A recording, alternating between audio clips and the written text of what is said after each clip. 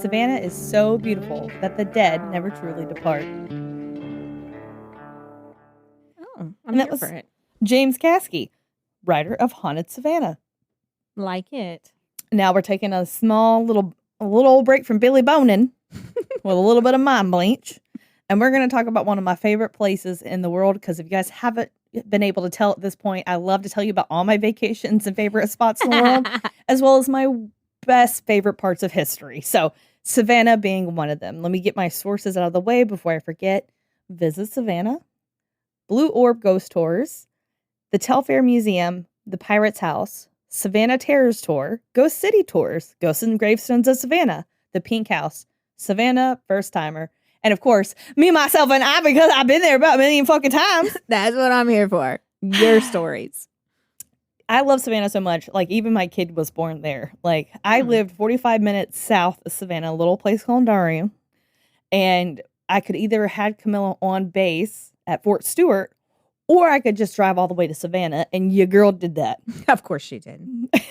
Of course she did. Because she is extra. What do you know? You've been to Savannah, right? I haven't. You haven't? No, I want to go for our anniversary.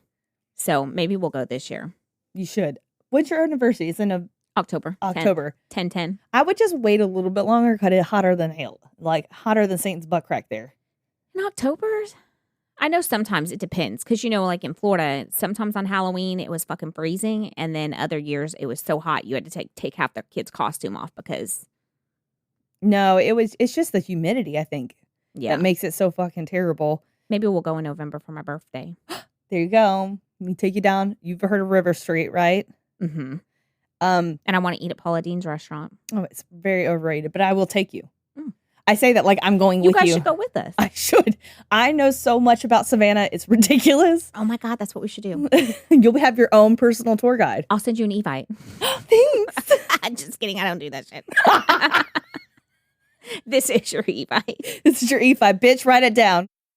So what are the things that you know about Savannah? Like just a couple of... Haunted, beautiful. There's... Forrest Gump was partially filmed there. Mm-hmm.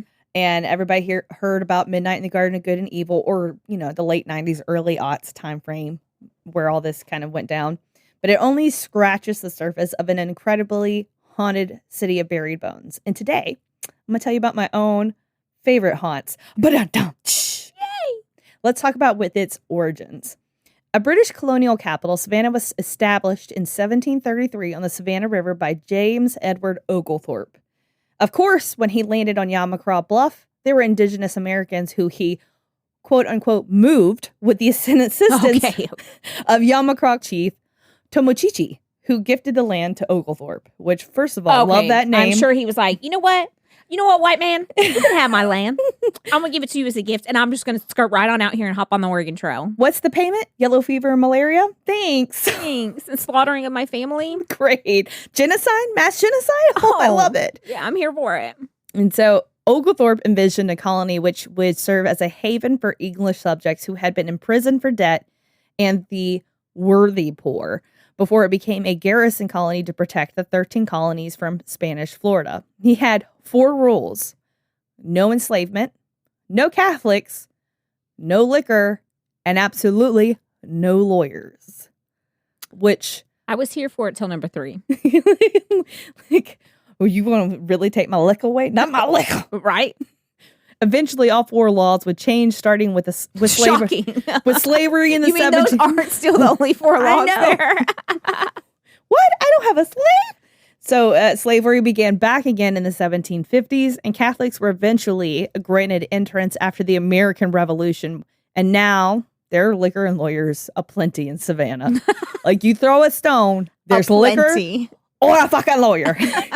Or a lawyer drinking liquor. Which, I've never thought about it until now, but it makes sense because everybody can drink out in Savannah. Like, you take your drink on the go. Okay, I'm here for drink in public.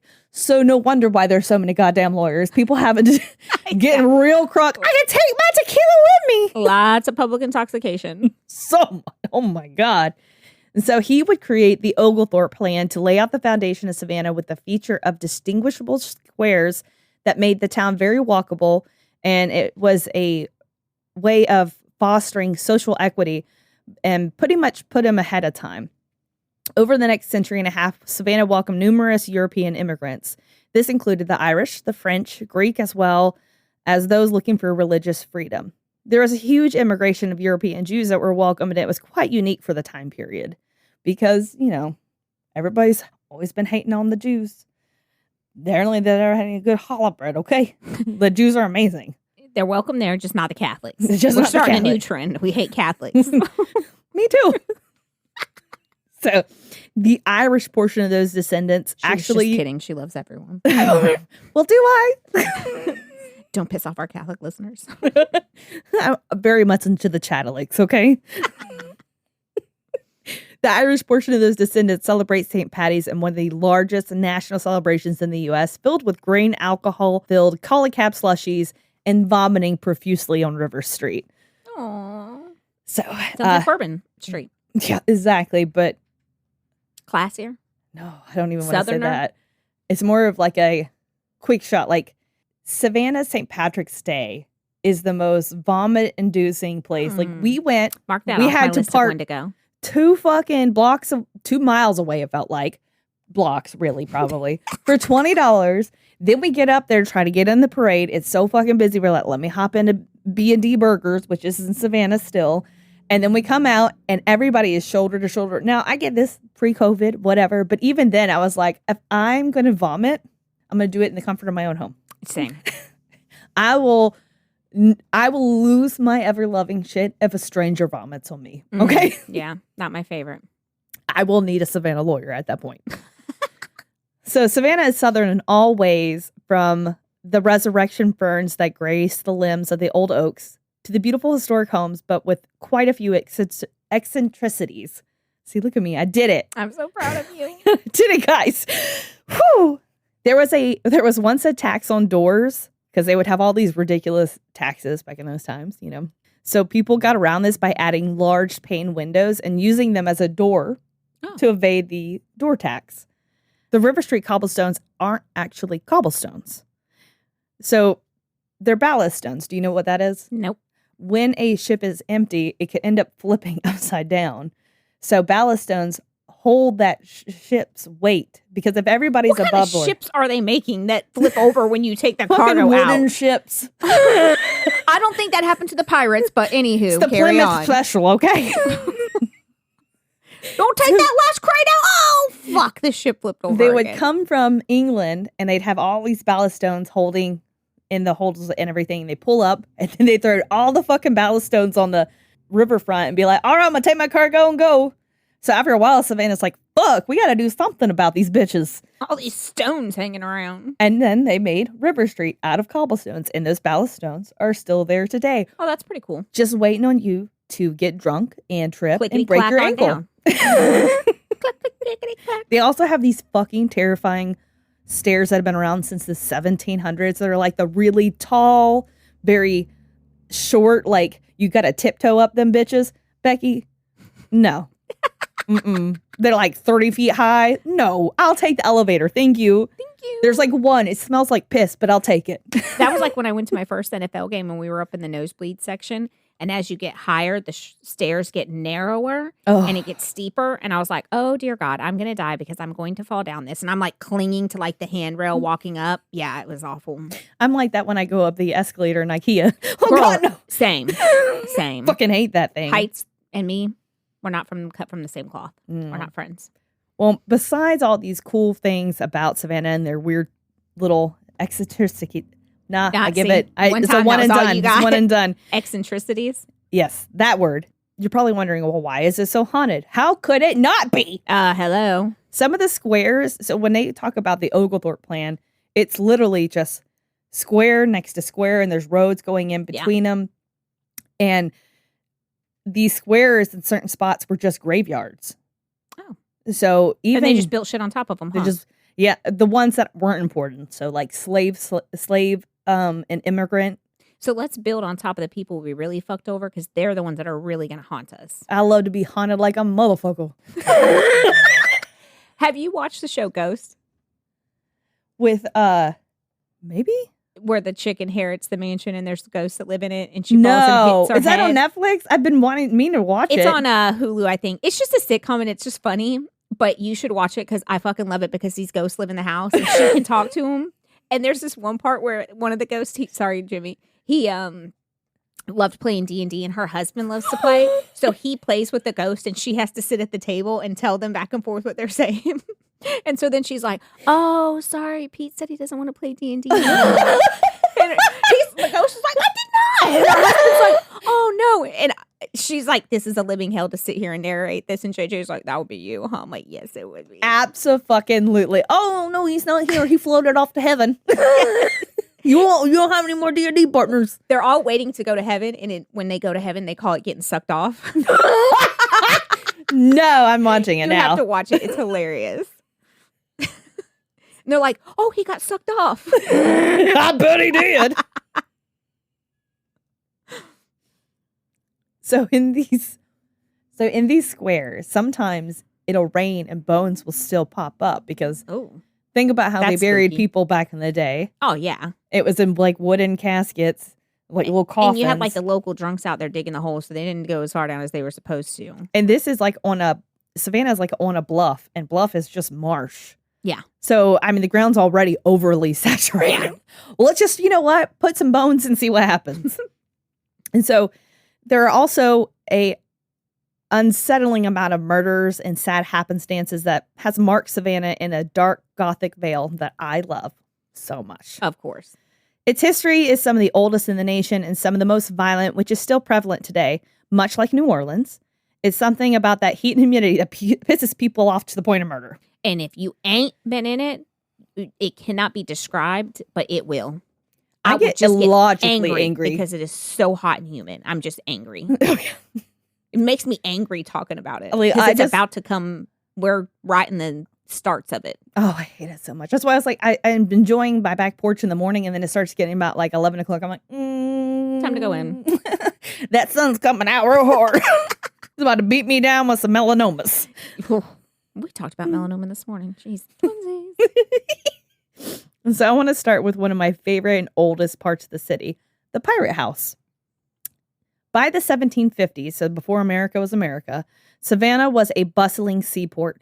And of course, that meant sailors aplenty, which means they need a place to rebel rouse and drink on land, leading to the creation of the Herb House, just a block from the riverfront.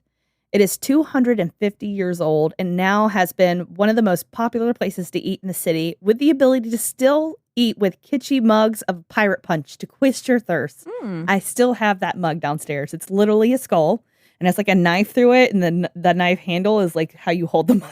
I'm here for it. I'm going to need you to just put some bullet points and send to me so I know where we need to go when we go. I got you. They think it's cute, but well, they also also have you with me. So they also have hurricanes there, and I'm like, you're awful close to the sea to be talking about hurricanes, okay? No, thank you.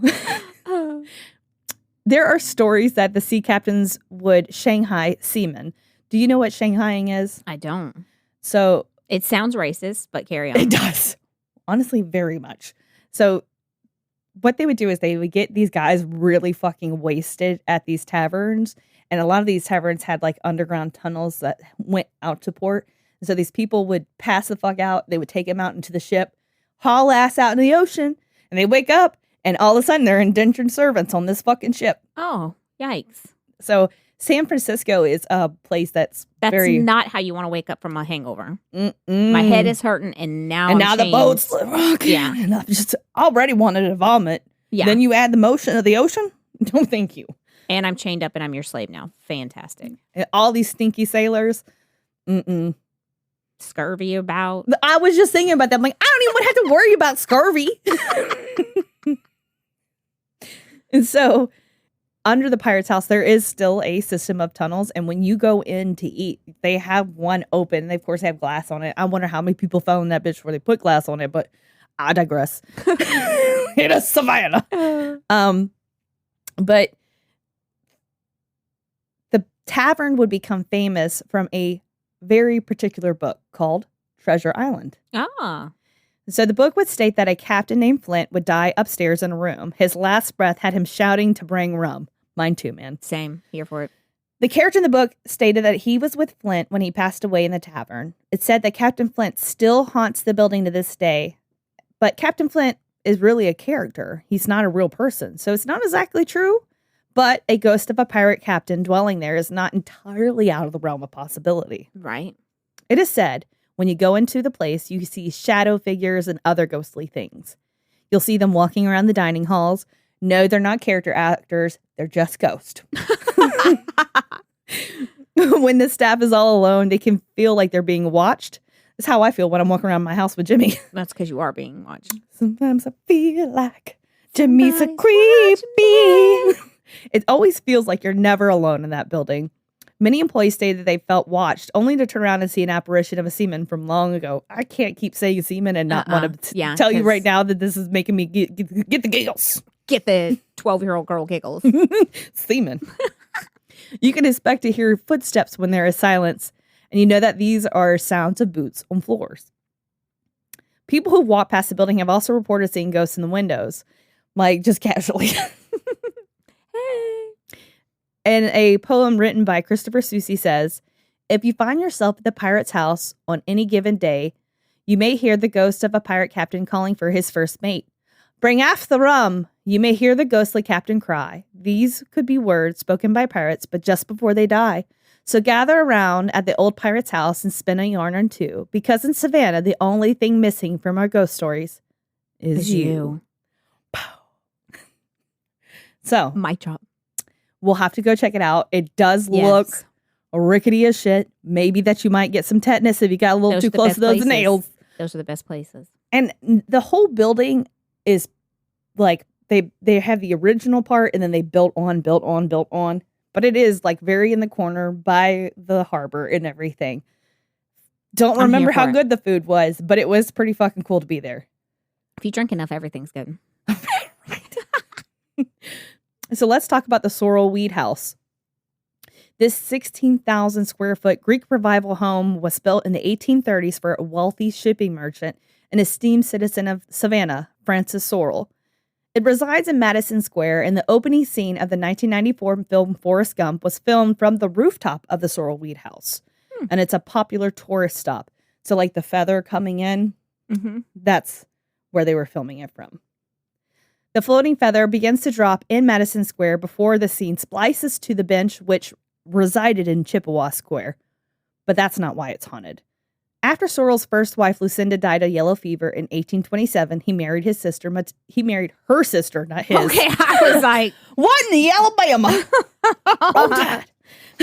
Thought we were in Georgia. He married her sister, Matilda, and they would go on to host extravagant balls and parties. They had well-known guests such as Robert E. Lee. Eventually, he would, talking about Francis Sorrel, would move into the home next door and sell the home to Henry Davis Weed, no relation, in 1859. But that same year, Matilda discovered that old Francis was having an affair with one of their slaves, Molly, which I can't tell you enough that it probably wasn't a consensual affair. Probably wasn't. She caught them in flagrante and freaked out, as one would, I'm sure, at that time. So she ran and leapt from the second or third story window of the home. She cracked her skull on impact on the stone courtyard below and died from her related injuries. Might have been that skull crack. She killed herself? Mm-hmm. No, I'd be throwing JJ from the third story balcony. The sad news has reached the office that Mrs. Sorrel, probably in a fit of lunacy, sprang from the second or third story window of her residence on Harris Street, next door to the house which was the family mansion for so many years, falling upon the pavement of the yard, and by the concussion terminating her life, which was written by Charles C. Jones Jr. in a letter to Miss Mary Jones, dated March 7th, 1860. Grief-stricken because Molly jumped out the window. This is the supposed story. Wait. Matilda jumped out the window, right? Yeah. Molly was grief-stricken that Matilda jumped out. Okay. Now, some people say that she hung herself because she, I guess, felt responsible or whatever. What probably happened was that the slave owner was pissed off and hung her. I don't think that homegirl asked for any of this, but I mean, we've all heard about Uncle Tom's Cabin and how slaves were treated back in the day. So I'm sure she was hung against her will And I'm she sure did she not was. commit suicide. But regardless, even Then though they worry she's going to tell he was banging her, and that's what caused homegirl to jump. And yeah, I'm sure it wasn't her choice both either. these bitches lost their mind over me. Bitch, wish please. you. Eventually, the Weeds would lose the home in bankruptcy, and it was sit vacant for many years until it was taken over by the historic Savannah Foundation. The foundation opened the home to the public in the 1940s, and in 1954, it was the first home designated as a state landmark in Georgia. It is now open for tours and is a feature on many tours of Savannah, both historic and spooky. And while the incident actually occurred next door, it's not like ghosts know walls and bounds, I suppose, and perhaps they're attracted to the familiar surrounding of their old haunt. Ba-da-ba! I don't know. In the show Ghosts that I watch, the ghosts are confined to where they died. So they wouldn't be able to leave the home that they died in. Right. But it is just a show. Just a show. But who are we? Who are we? Just cryptozoologists. Exactly. I haven't finished my degree yet. I'll get back to y'all and let you know for sure. We'll have a whole essay. What is it that they do with doctorates? I wrote a thesis. Yes. I wrote a thesis on Bigfoot. My thesis was on the Yeti. We write a lot of theses. Was it thesi? What's the multiple of thesis? I don't know. But we're doing it. Yes. The cool thing is, like, Savannah has 2 trolley systems, and you probably have seen the orange and green trolleys, like St. Augustine. They've been in other places, like Key West. They also have a white trolley, and this one, they will stop at different places, and characters will jump on. So it'll be the wife. The lady's dressed up in the period garb, and she comes on and she tells you the whole story about the sorrel weed That's house. cool. So it's definitely something to check out. So there are many reports of spiritual activity. Many visitors claim to feel a evil energy within the home, particularly in the basement area. Again, we know how basements are. Ain't nothing good happening. Mm-mm. If you ain't canning, it ain't good. Mm-hmm. Choking sensations and nausea are a few of the physical effects of the home seems to have on visitors, possibly what Molly experienced in her final tragic moments. Some claim the mansion also has an odd effect on electronic equipment. As we know, ghosts get their energy from us or electronic equipment. Electromagnetic waves. Yes, we're scientists. Scientists. Seen a thing too. It drains watch and cell phone batteries in a very short period of time. Visitors often report starting the tour with a fully charged cell phone that end up dying by the time the tour ends. That or they're probably taking too many selfies. I don't know. Right. Others have reported apparitions reflected in mirrors inside the home. If that happens, I can't be held liable for what these hands fisting to do. I cannot. I'm fighting everything. I'm windmilling my way out of this bitch. Is it Molly or Matilda haunting the home? Who's to say? But I do recommend checking out this opulent home. So let's back up again and get away from the early 1900s. And we're going to go back to the Civil War because Savannah, right? Right. In 1864, while the Civil War raged in its 4th year, the march of General William Tecumseh Sherman from Atlanta ended in Savannah with a telegram to Lincoln. I beg to present you as a Christmas gift the city of Savannah with 150 guns and plenty of ammunition. Also about 25,000 bales of cotton. Of course, it had to be cotton, right? Of course. Savannah had heard about the trail of fire and devastation Sherman's army left across Georgia and was like, you can have it.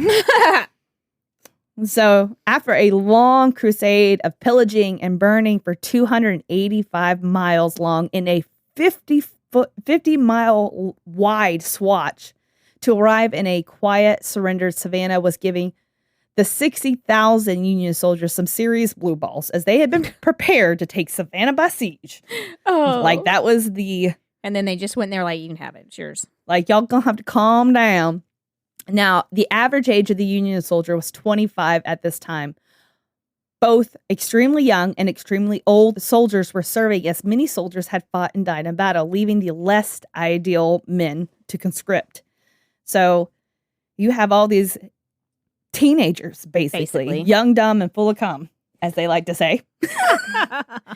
And they're coming in like, we gotta take this bitch by force. And then Sherman's like, listen, I'm gonna recognize this is a surrender, but you gotta behave yourself. go ahead and make camp. And they did, with quite a few making camp in Colonial Cemetery, while Sherman and other high-ranking officers stayed at the Pink House, which we'll get to in a minute. The Colonial Cemetery at this point was about 100 years old, being created during a yellow fever epidemic in 1750 with its last burial in 1850.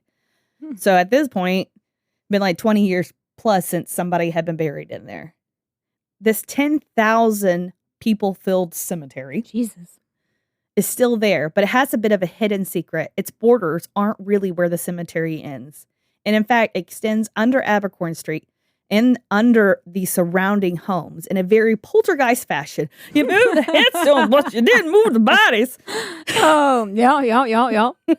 So restless, the Union soldiers proceeded to destroy and deface headstones, crypts, graves.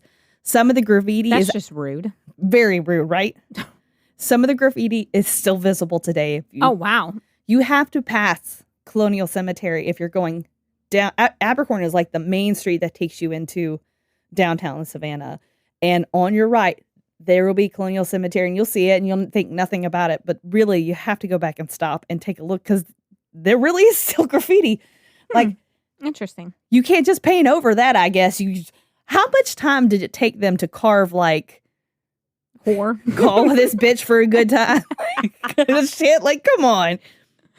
Let me get my hammer and chisel out, you know? Exactly. But they did it. Well, they had nothing but time on their hands. Exactly.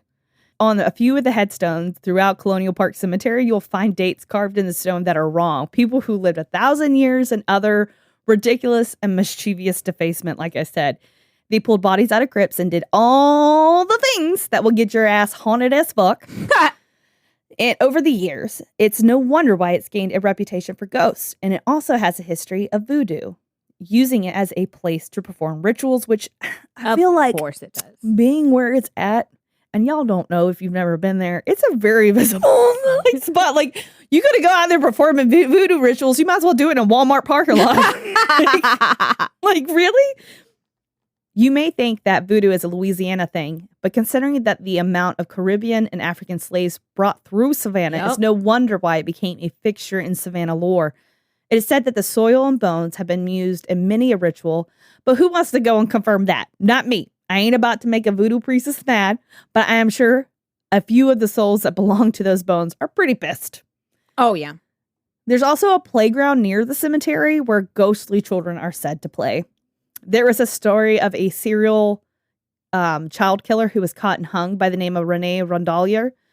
While there's no proof of this ever happening, there is a 7-foot tall shadow that appears from time to time in her favorite place to hang. Colonial Park Cemetery. Stupid. Colonial Park was also home to Savannah's dueling grounds, where many a man took 10 paces and died. But eventually, dueling would become illegal. But try telling that to a ghost. You know what I mean? Exactly. I'll cut that shit out. It's been What are you going to do? Arrest me? Put me in ghost show? I'll walk right through the walls. It's no doubt that it's one of the most haunted spots in Savannah. Some people say the reason the cemetery is haunted is because those buried within the grounds have been so disrespected through the years, in which I concur. I mean, I'm not a scientist, but I concur. I second that. Now for the Pink House. Motion to make it a law. Hear, hear. It stands to say that pink is a very unusual color for a home, but the story on why it's pink has always kind of made me laugh. In 1771, a man named James Habersham Jr. began construction of an elaborate mansion. While the home was built with brick, it was covered in white stucco because a lot of the homes in the era were white stucco. Mm-hmm. But he did it kind of like I'm going to do this so I don't have to use as much stucco, the cheapy way of doing it. Well, what happens is these are bricks made out of like mud. The bread seeps through and gets into the white and turns it pink. Or was he like, you know what would make this house look so good? Some pink. We're going to call it poppin' pink. Yeah, that's what I think, but carry on with your historical version. Being a man of fragile masculinity, as many a Southern man is, he was afraid of being the talk of the town and source of gossip, so he painted it white every year because the pink would bleed through. There's a dark story to this, however, but not one that is proven, so maybe it's just made up legend, or maybe it's a real story, who knows. While it's listed he died of old age, the legend has it he learned that his wife was having an affair. Again, an affair. Always. Another one. With the architect he hired to design the building. He went down to the basement and, overcome with her betrayal, he committed suicide. Another story that others believe is that Habersham actually hung himself because he was distraught over his wife's death. The popular Old Pink House restaurant is believed to be haunted by the apparition of its creator, James Habersham Jr., who is said to appear frequently in the restaurant and has even been seen wearing his colonial garb while drinking ale. Again, if you see this guy, if someone's wearing clothes, he's not a method actor, okay? Especially if you can see through him. If you can see through him, if he ain't got no legs like Lieutenant Dan. Right? Give away. Get away. Look for your clues. Patrons of the tavern have reported seeing Mr. Habersham hanging around, people watching, enjoying those who visit his home. Other guests have reportedly had conversations with someone in colonial garb. So realistically, they believed him to be he'll talk to you? You can have a conversation with him? Apparently. Cool. And they were like, oh, he's obviously a reenactor. But then, of course, he's going to vanish like whew, in a puff of smoke. Not really, just to the blink of the eye. It would be better if it was a puff of smoke. Yeah, poof. It would be really dramatic. It would go with the Pink House. Yeah.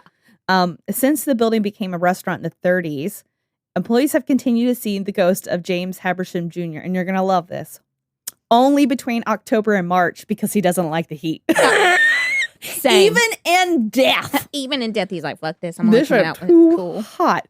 He is known to be a pen-neat gentleman. One recounts that he often straightens table settings and puts chairs into their place. Oh, so he is just like me. Exactly, just like you. I'd be like, whoa, look. First of all, you came in and you made my fucking house a restaurant. Over time, I got cool with it, but I'm going to need this shit neat and tidy. Still. Yeah, I'm going to need to keep it a tight ship. Yeah. Someone else commented that sometimes if a server leaves her station kind of haphazard and messy, he'll come back when there's no one else down there and it'll be perfectly straight. If I had to have a ghost haunt my house, I would want one that tidied up after everybody because I need some motherfucking help around the house. Especially if he's going to be dressed and fancy, you know what I mean? Like colonial era. Somebody might think he's a butler. These children aren't fixing anything. Oh, I know. You know what? In At that least case, my ghost would. Mr. Habersham, I'm going to need you to haunt these children. Mr. Habersham, you are welcome in this home. Is there anything I can leave out for you?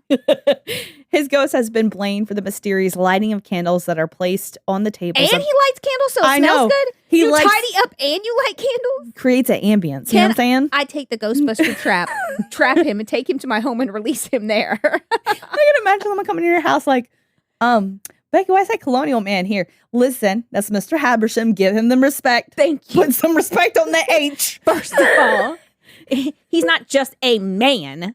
He is Mr. James Habersham Jr. Thank you. And you see why this house is so clean? Because of him. Go ahead, thank him. I said thank him. He takes his ritual donations at the door. Yes. And so apparently Habersham loves the idea of having lit candles around on the tables at all times. A waiter once recalled turning his back for a moment and continuing with his other duties. And then when he turned back, all of a sudden, all the candles were lit around him. Oh, cool. And he can just go ting and they all light. I'm here for it. Like, basically, he's Harry Potter. Yeah. And Dobby the elf. Cleaning up my shit. Thank you. Setting the ambience. Exactly. Okay. And he'll talk to you and have a conversation with him. Very nicely, too. And you know it had to be in that fancy British accent. Exactly. Teach my family some manners, too. Right. I have actually eaten at the Pink House. So it's a very, very nice restaurant. Like you dress up, Perry's kind of restaurant. And there is a TV show, The Best Thing I Ever Ate. And it's like celebrities talking about the best thing. And they have this BLT salad that they're very famous for. That part I don't remember that much about, but the rest of that shit was fucking fire. Oh, nice. And over the years, it actually went through a couple different phases. At one time, it was a bank, and there's still a vault door. Oh, cool. And so you're in this old colonial house in different rooms. It felt like somebody took their house and made it a restaurant.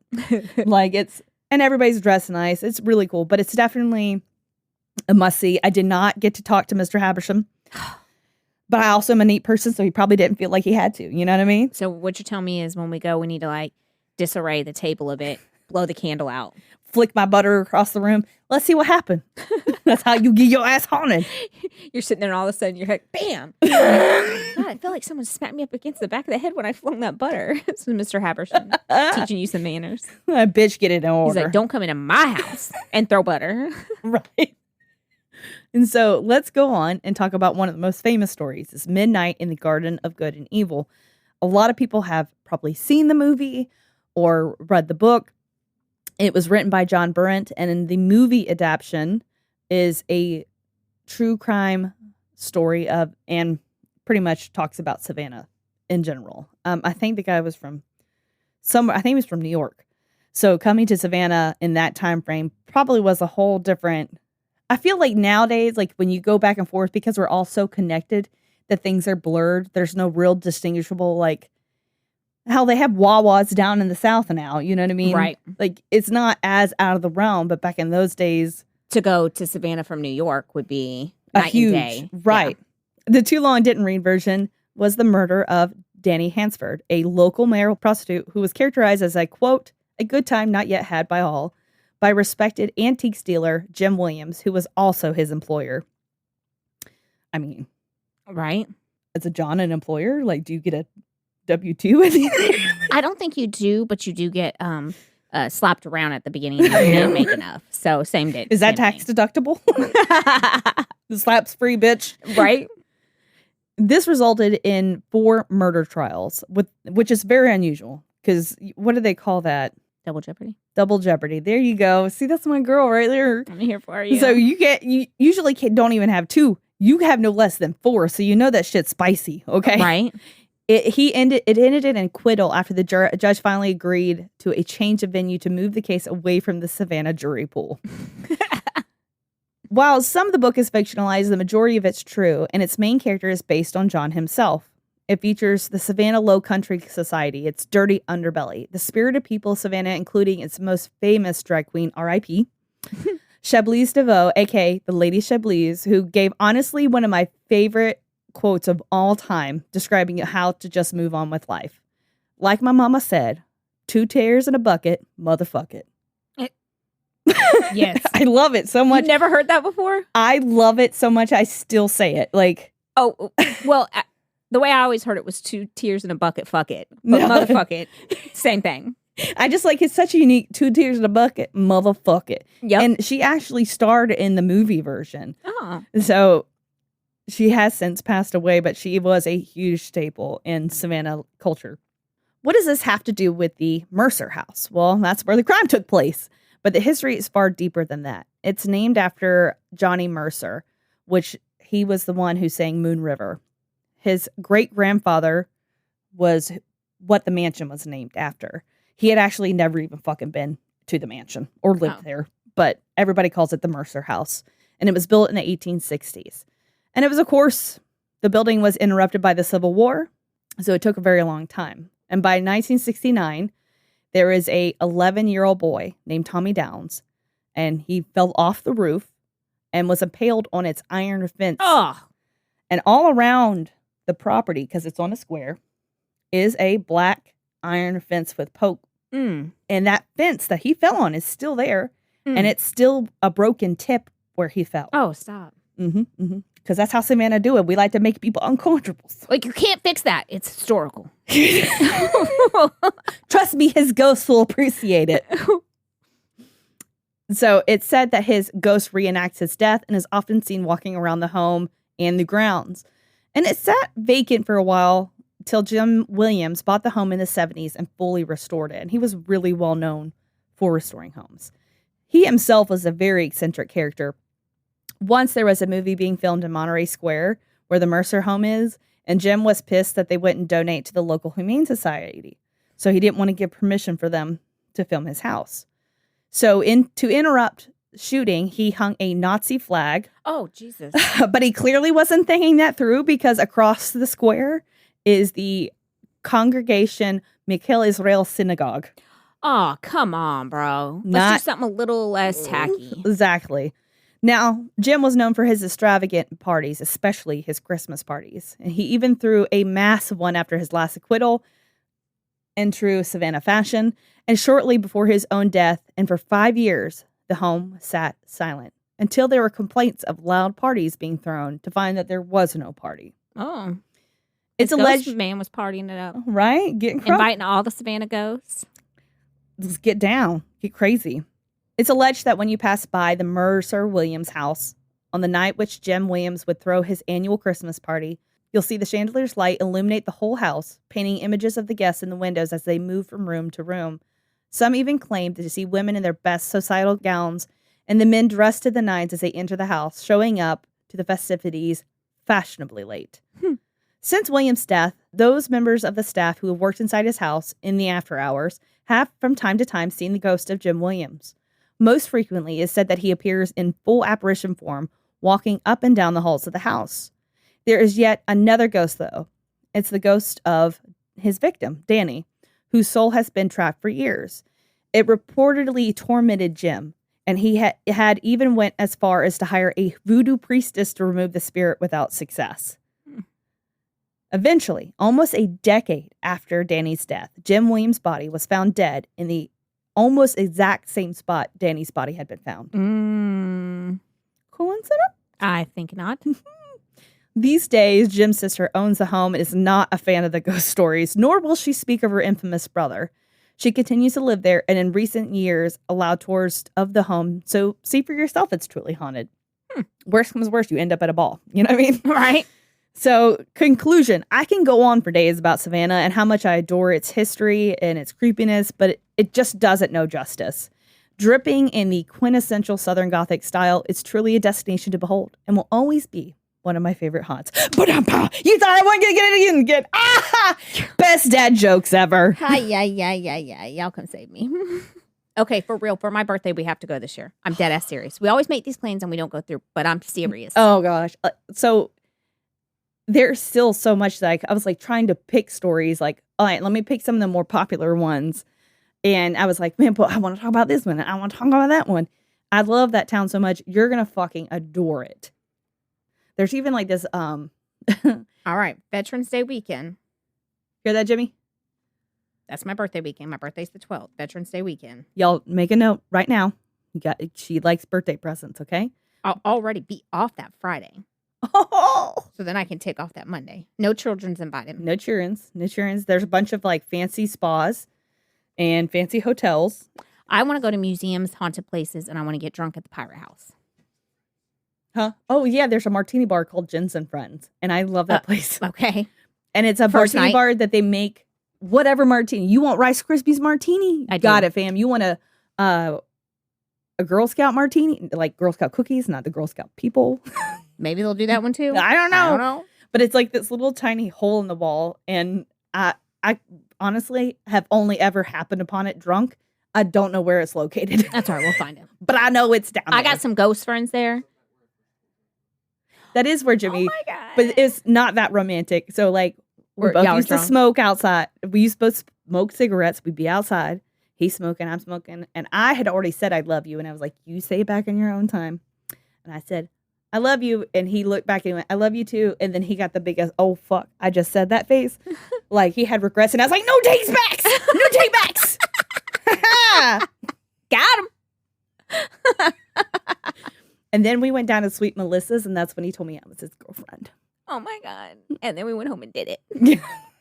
And that was the last time ever. No, I'm just kidding. And that's it. Just to make Camilla. That's it. We only fornicate to produce children.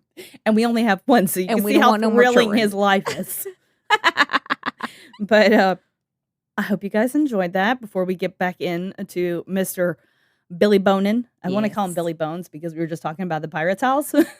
He's not as cool as the pirate. No. Not at all. So let me know if you go to Savannah or if you have your own Savannah stories or your own too close to home. Have you been haunted by a ghost? Did they throw you parties? Did they light your candles? Did they set an ambience? Did they keep things neat? Let me us hear know about it. so we can come steal them. Exactly. Follow us on Instagram, Facebook, Snapchat. Check out our merch. And until next time, Stay safe. keep your head on a swivel. and don't bring it too close to home unless you're taking the ghost from Savannah home so that he cleans your house and lights candles. And then I'm here for it. But you're going to have to beat me to the punch. We're going to call him Habby for sure. I got Ghostbuster equipment to catch him. I bet you do. I bet you JJ keeps you in the lap of nerd luxury. He does. He does. With that Lego collection and all. That's a panty dropper. I mean a panty upper. Yeah, exactly. Chastity belt. Bye. Bye. If you enjoyed this episode of Too Close to Home, don't forget to rate and subscribe to us on most platforms. Follow us on our social media at Too Close Home Pod on Facebook, at Too Close Podcast on Instagram, or if you have your own Too Close to Home experience, shoot us your story at tooclosetohome@yahoo.com. Thanks for listening.